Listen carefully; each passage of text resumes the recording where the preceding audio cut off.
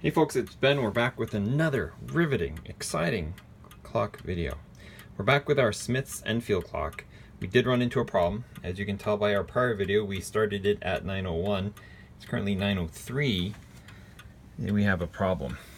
The clock is wound to as far as it can go, so glad I didn't push it any further than that. But it stops ticking. So, I've never actually had to do clock repair before, but this looks like our guy. So in our next video, and this is more of a teaser video of course, is we're gonna do some YouTubing, and so we'll have throw some credits out there. But we have a clock that stops ticking, and it could be the power mechanism. It would be cooler if I showed you the actual gears. It could be the power mechanism, could be it needs to be lubricated. I'm not overly sure, but we also probably need to clean it a little better. And so there's a brass pin up here that I'll need to remove.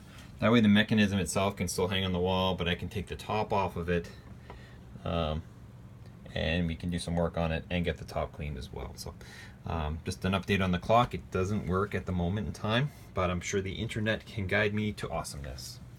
So I won't even ask for questions because there aren't any yet, but that'll just let you know the status of the clock.